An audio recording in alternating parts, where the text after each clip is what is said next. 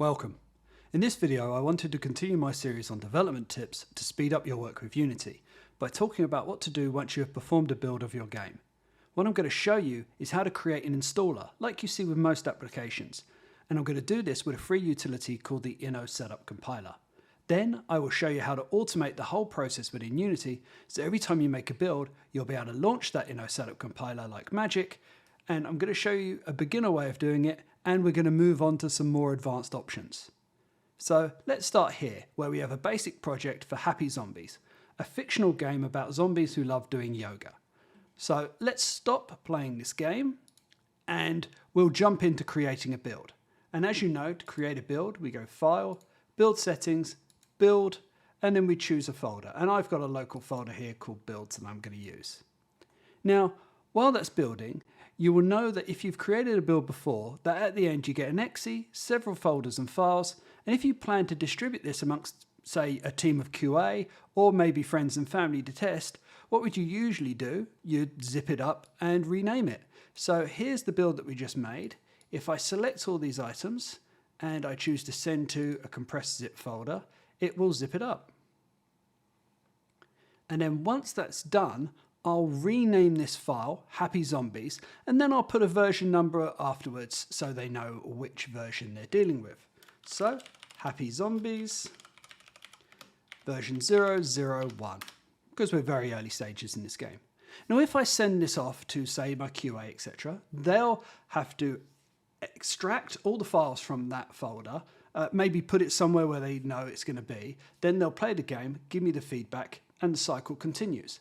The next time I do a build, I'll have to do the same thing. Go in, select those items, and then create another build and change the name to 2.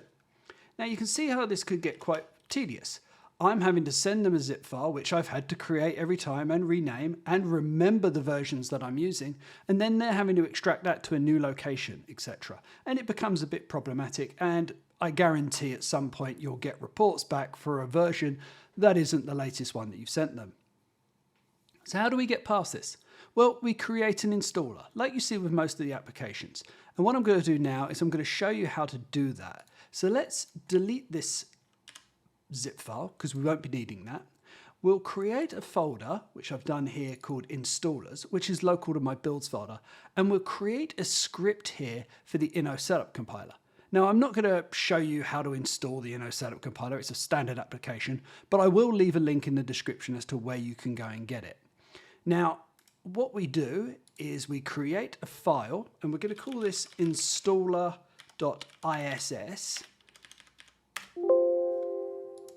And that will basically be the file format that is used in the Inno Setup Compiler. Now, with this, we'll need some resources, and I'll explain where they appear as I show you the install process later on. But Inno Setup Compiler has great documentation telling you good sizes for this. The welcome banner, which is on the side of the installer, the setup icon used for the installer exe, and the banner.bmp, which is used in the right corner of the actual installer itself. So if we come back in and we open our installer ISS file, here we go, we're now in the compiler and it's blank. Now what I'm going to do is I'm going to copy and paste section by section of the sort of basic template I use for my installers, and I'll go through what each part means. So the first section we have here is a defining section for the version. Now what I'll do later on is I'll show you how to create this version.txt file from Unity using an automated process. But for now, all we need to know is that we'll have a version.txt file, which will be under our builds folder. This define here will read that and set that to this variable called application version, which you'll see now. If I bring in the setup section of the Inno compiler, I don't want to debug there we go. So here we are. We have all the details for the installer creation. We have a GUID, which we can create using generate GUID option there, and we can just remove this old one and put this new one in here. Now for each installer, so for each game you create that has an installer, you'll want a different GUID, because if you have the same GUID, the Windows OS system will start complaining about, you know, you've installed Happy Zombies and you've installed Laughable Rabbits, which is another game in the same location or with the same GUID. So you want to make sure these are unique for each installer. The app name, which we're calling Happy Zombies, and then app version uses the application version variable that we set up here that we get from the version.txt. The app version name we'll call Happy Zombies, and we'll keep this across the board, but you can change it per version. The app publisher, and I'm going to use my company name, Warped Imagination. The default directory name. Now this is where it's going to actually install to. PF actually stands for program files, and Warped Imagination will be my subfolder, and another subfolder under that called Happy Zombies. Now, disable group page. What this actually does is this stops it showing the select start menu folder wizard page, which we don't actually need for this, but you can see more about that in the documentation. The output directory is actually where our installer will get compiled to, and in this case we're using // which means we're going to basically do it into the local directory of this installer file. The installer name we're going to call Happy Zombies Setup dash, and then we're going to stick the application version, which we get from the text file, afterwards. It's going to use the setup icon file that I showed you in the resources folder. We're going to use the standard compression for the Inno setup. This is what all those files from your XC of your game actually get compressed as. And then the display icon is the uninstall section, the uninstall display icon, sorry. This is what comes up when we choose to uninstall in Windows, because the Inno Setup Compiler, when it does its installation, it actually gives an uninstall option that you can use using your add and remove programs in Windows. The wizard small image file is the banner that I showed you a minute ago, and the same with the welcome.bmp. And these are just the images that appear. And then we're not going to show a warning if directory exists, and we're not going to disable the welcome page because we want to welcome people to our installer. The next section is basic need, and that's just the language that we're going to use. And after that, we can have a series of tasks, but for this installer, because it's basic, I'm just going to have one task, which is to create a desktop icon linking to the actual program itself, so that the person doing the installation can decide whether they want to have a desktop of the XE to get to the Happy Zombies game even quicker. Now, I have this as a defaulted unchecked, but you can check it, and after you've run it once, if it's been checked before, it stays checked every time afterwards. Now, we need to tell the installer where to get the files, and that's what this does. Local, folder, builds, and we're going to ignore the version, recursive subdirectories, etc. And that will basically tell it to get all the files underneath. And if you have any other files that you want to add, you can add those in there. The next section is just the icons section, and this just sets up where the X's are and the desktop icon. And we also have, which I like to add, a run section.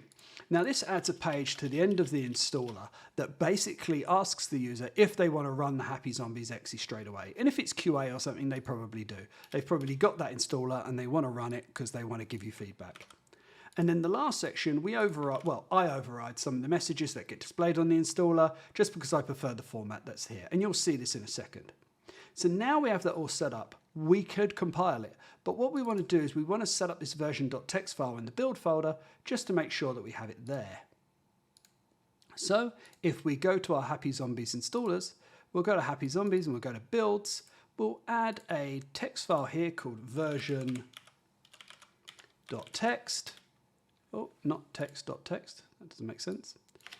And we'll name this, well, we'll give this the version 001 and we'll save it.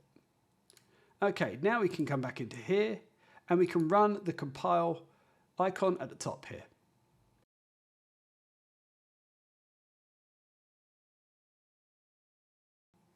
Okay, excellent, that's finished. Let's take a look at what we've created. If we come in here, we can see the Happy Zombies 001 XE, and that's from our output-based file name. If we run up our installer, here we go, here's our welcome page. It's got the welcome banner and our welcome text that we overrode down the bottom there. Then we come to the next one, which is whether we want to create a desktop shortcut or not. In this case, we do. We want to create a desktop shortcut to our Happy Zombies game.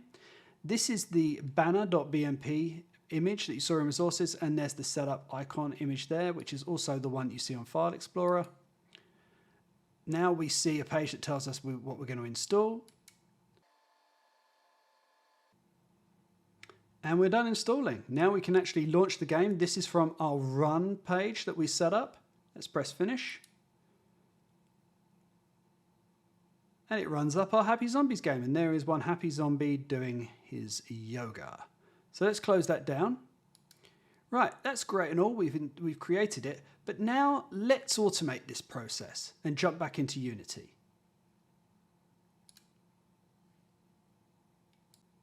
Okay, so back into Unity, we close our build settings window because we don't need that anymore.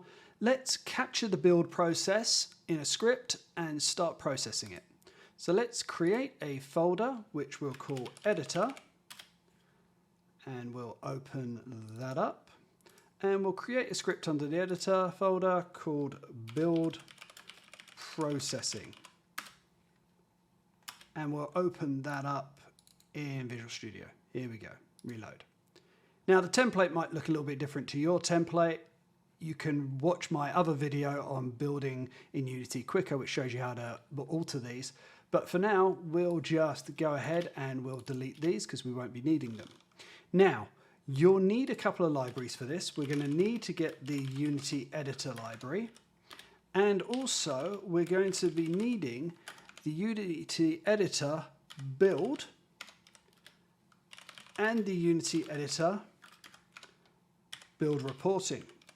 Build.reporting library, because that controls all the builds that we're going to be capturing.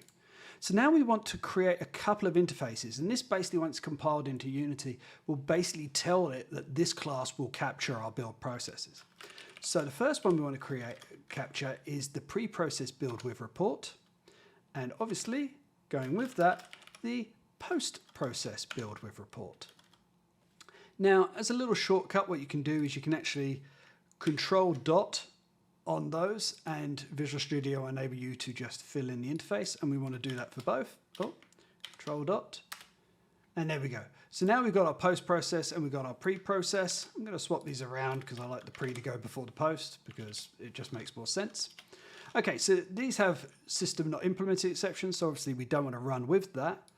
Let's start filling this in. Now the callback, we're not going to run too much in this, so what we'll do is we'll just return 0 on the callback order because we don't care about that at the moment. Now, jumping in, when we do our pre-processing, we actually want to increment the build version. Now, if you go into player settings, you'll see 001 that I have set up here that I recreated in my version.txt file. Now, obviously, every time I do a build, I don't want to go into that text file and then update it and make sure I've done it correctly on both sides. So what we're going to do is we're going to increment this and we're going to pass that out. So we're going to create that version.txt file from inside Unity every time we do a build. So let's jump back into Visual Studio and let's do that. So the first thing we want to do is we want to increment the build version. So let's create a function called increment build version. And what we'll do for this is we'll use a class called version, which we get from system. And we're going to feed this. The version is actually in the player settings. So version.trypass the player settings dot bundle version, and that's the one you're setting that I just showed you. And then we're going to put that straight out into the version class we just created. Okay, now we want to update that, and you can't set it directly onto the build major and minor. So what we're going to do is we're just going to override it with a new version, and we're going to use the current version of major, minor, and we're going to increment this build version. So we'll add 1 to that. Now, in a lot of games companies, what they'll do is they'll actually do this by hand, the major and minor, because depending on the features and if it's a very large feature, etc. But the build version will usually be done by an automated tool. In this case, we're using this for it. And we want to set that back on the player settings, otherwise it does nothing. So bundle version equals version, and we're just going to toString that. So there we go. That will increment our version every time we do a pre-process. So let's take that function and let's put it in our pre-process. So now what we want to do is on post-process, we want to export that version. So let's create an export version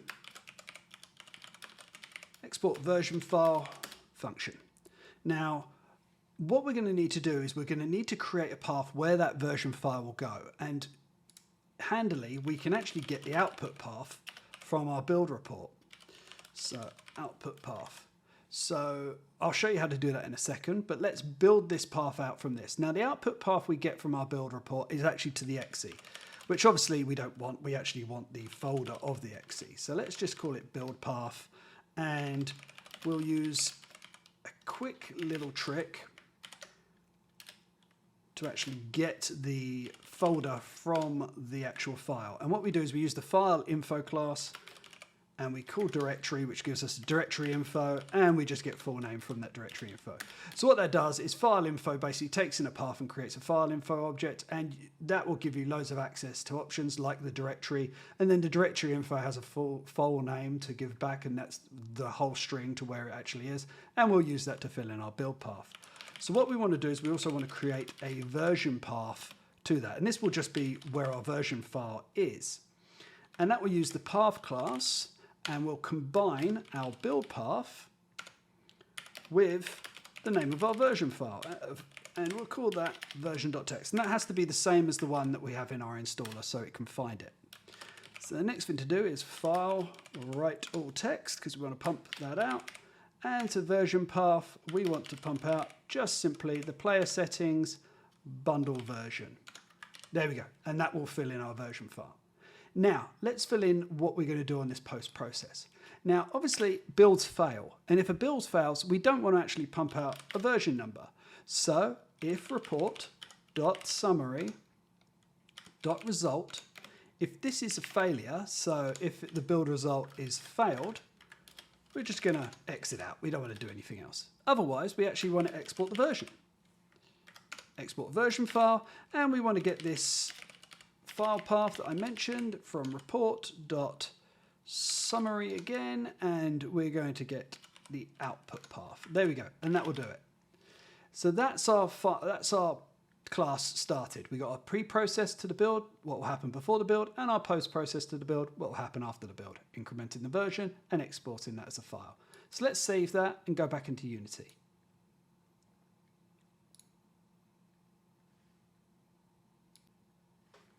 Okay, so back in Unity, we've got our version 001, which we've already created. So let's go ahead and perform a build. File, build settings, build, builds as the folder, and we'll select that folder and we'll let it build. Now, as you can see, it's done its build, it's opened its folder for me, and as you can see there, the version number from behind is actually 002. So it's done our increment that we wanted. And then the build it's created, if we look in our version text file, we reload it, there we go, 002. So we've done that. Now, if we were to go into our installers folder and run our installer, so we'll call this up. Okay, here we go. And if we do a compile,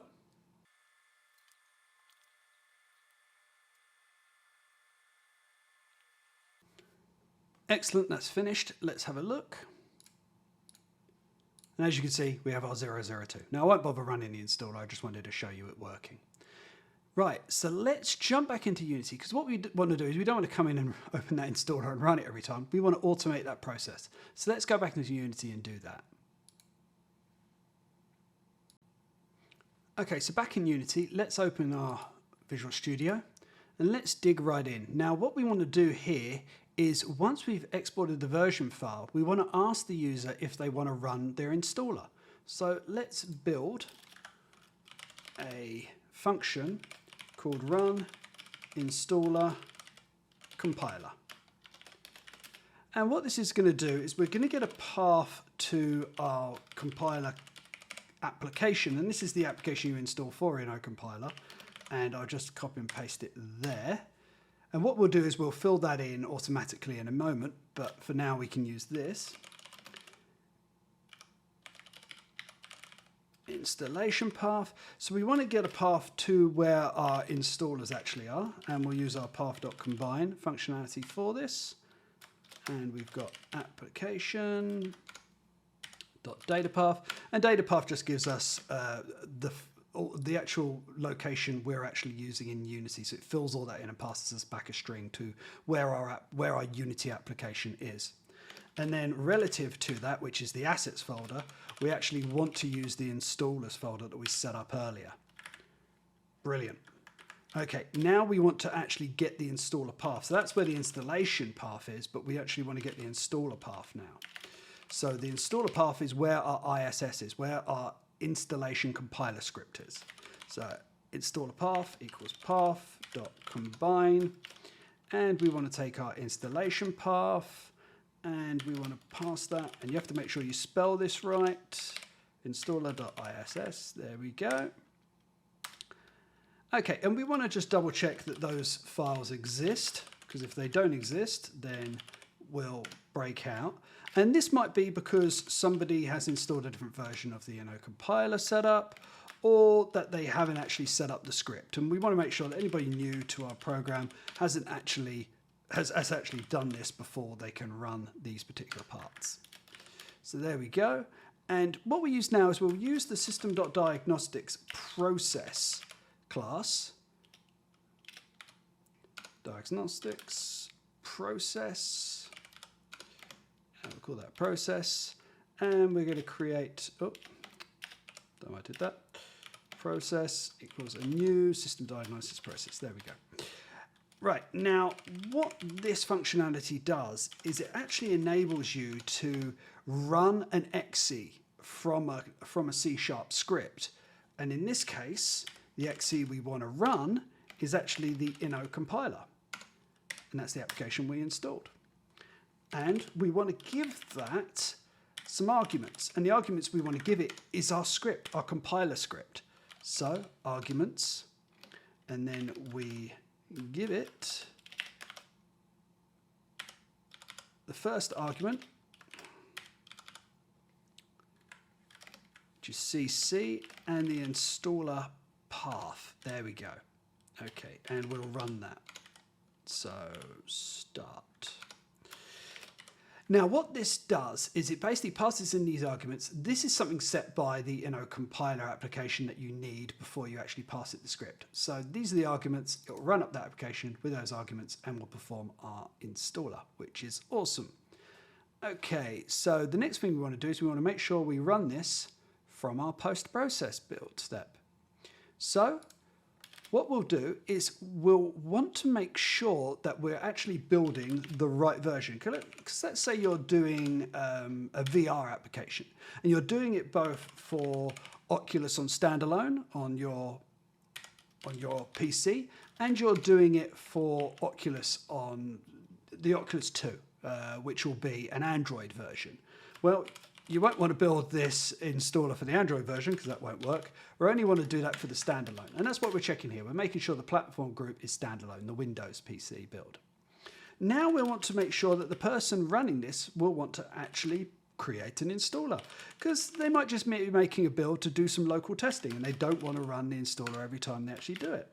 So we'll use the utility display dialog, which will bring up a dialog in front of them using the Unity class, and ask them, would you like to create an installer?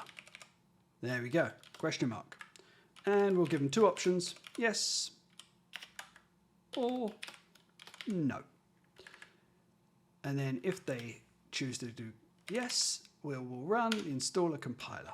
There we go. And that's all we need. That's everything to basically run up the installer compiler externally. So let's see that run. Let's jump back into Unity.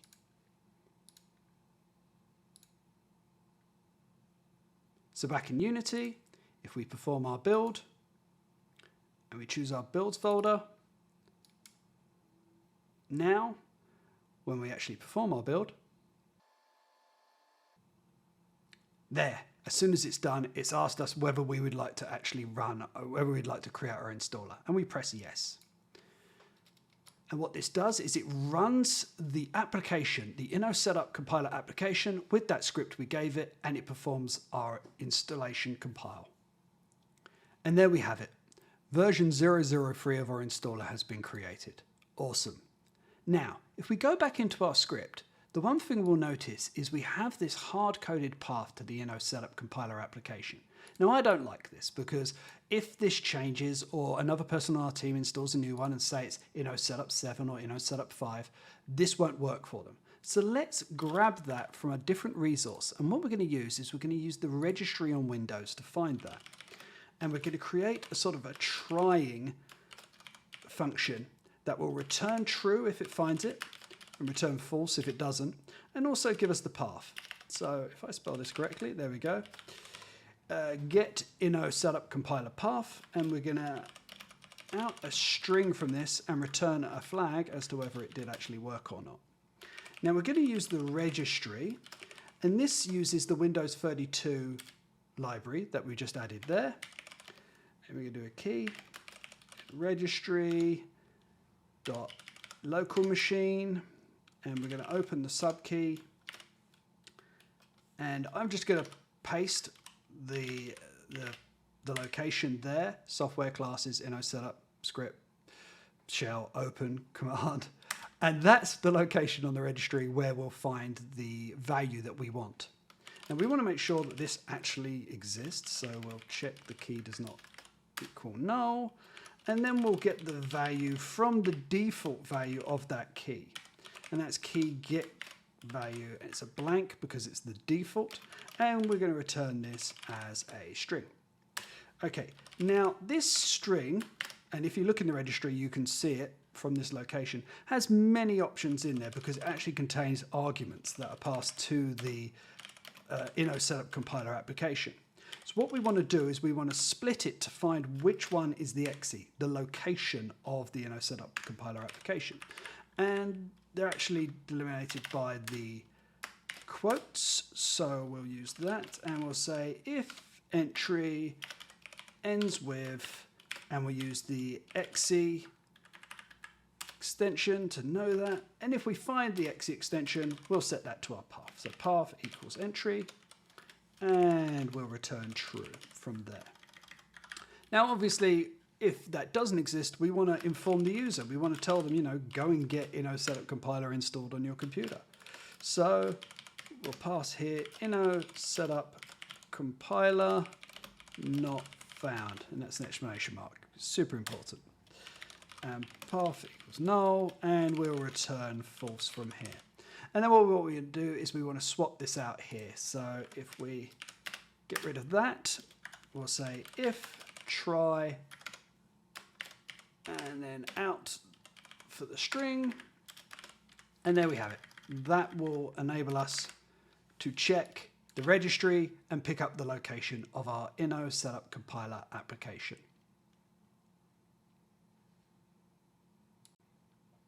Now this is great, but the one thing we have to do every time is come into our build settings and run the build function, the build button down the bottom there. And that seems quite tedious to come in here and press that every time. So let's add a menu item that will do a quick build for us.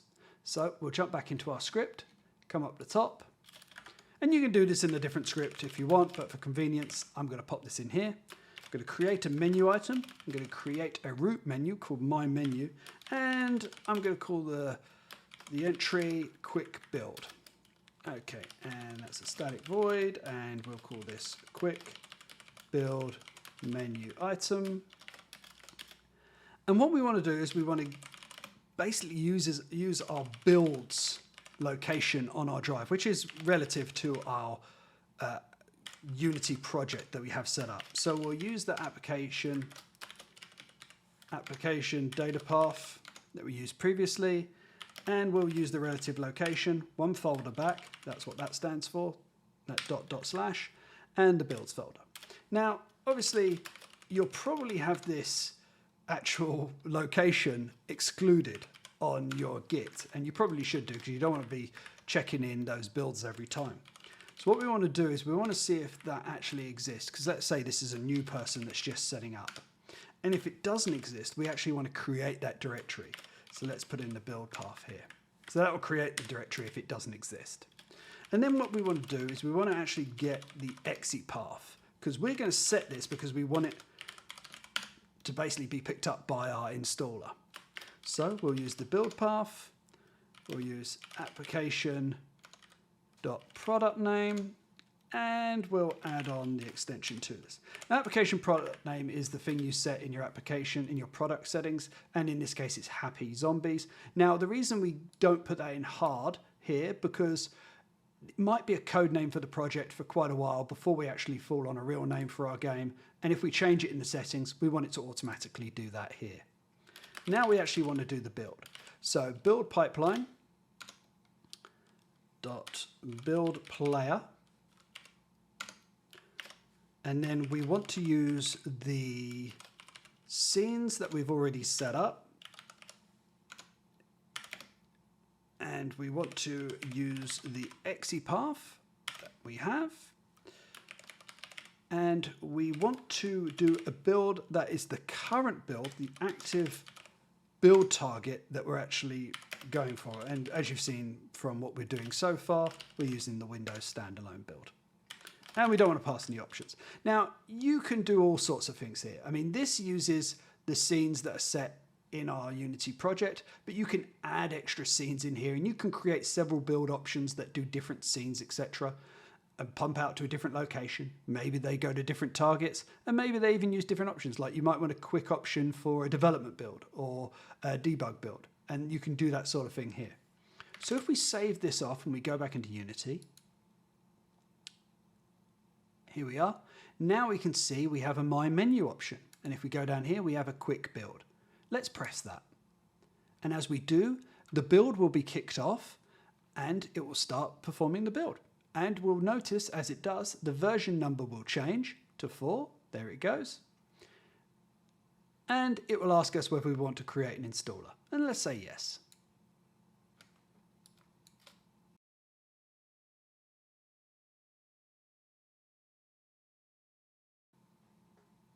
And we're done.